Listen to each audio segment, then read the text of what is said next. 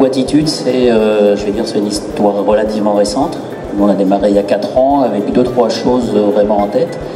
La première chose, c'était de se dire l'électrique, c'est l'avenir du vélo.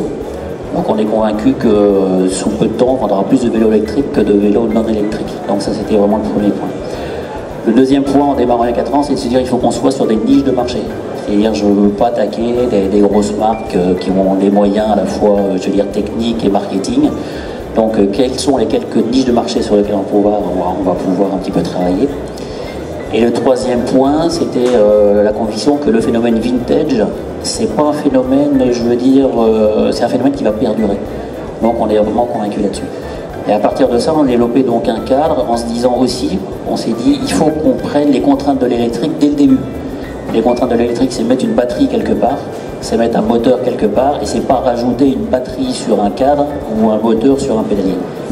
Et à partir de ça, donc on a développé le cadre ici, donc qui intègre la batterie donc ici dans le réservoir, et puis je veux dire un moteur dans le maillot arrière. C'est une technologie qui est relativement simple. C'est pas un concentré technologique quand vous aurez sur un autre vélo, mais on part vraiment sur l'idée de se dire c'est un vélo confort, c'est un vélo plaisir, c'est un vélo qui a une image, donc qui a un look, c'est un vélo qui a une position de conduite qui est vraiment extraordinaire, moi je le pense, et tous ceux qui l'essayent, ils en seront vraiment enchantés. Et c'est aussi un produit coup de cœur.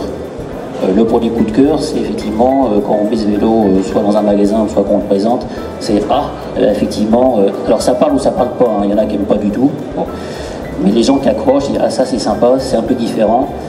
Et je sens bien me faire plaisir aussi avec un produit comme ça. C'est un vélo de balade.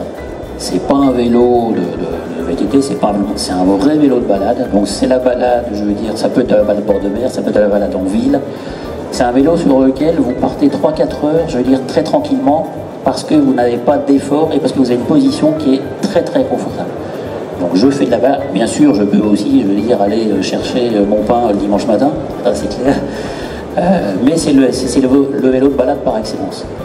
On le vend beaucoup à des couples, c'est-à-dire qu'on se rend compte qu'au départ c'est plutôt l'homme qui est intégré un petit peu par ce style, et la femme qui après l'essaye dit ah mais c'est un vélo qui me va bien aussi. Donc on a des coloris qui sont des coloris plus féminins, donc on a décliné pas mal de choses pour répondre à la fois, je veux dire, sur des styles. Là vous avez un style qui fait effectivement, qui est assez typé, on a des choses qui sont moins typées, et on va de plus en plus vers de la personnalisation, donc des produits personnalisés et individualisés.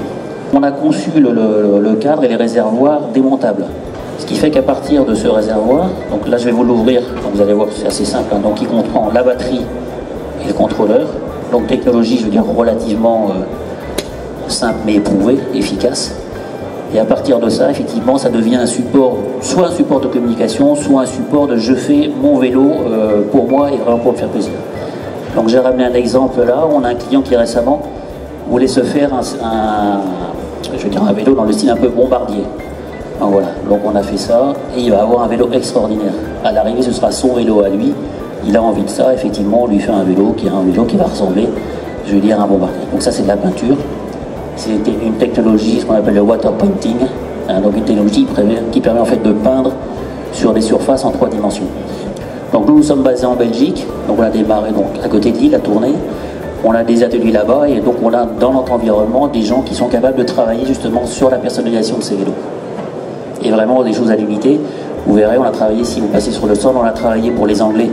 Donc avec vraiment un vélo très typé anglais, on va dire, forcément. Mais il y a d'autres choses et les possibilités sont infinies. On peut vraiment se régaler, je veux dire, à partir de ce cadre-là et à partir de ce qu'on peut faire en équipement et en personnalisation. On démarre à un niveau de prix public à moins de 2000 €. Donc on reste sur quelque chose qui est acceptable. Donc on est entre 2000 et 2700 €, puisque maintenant on a développé le même modèle avec des pneus fat. Bon, là on se rapproche encore un peu plus du monde de la moto, mais c'est un produit qui est aussi très sympa.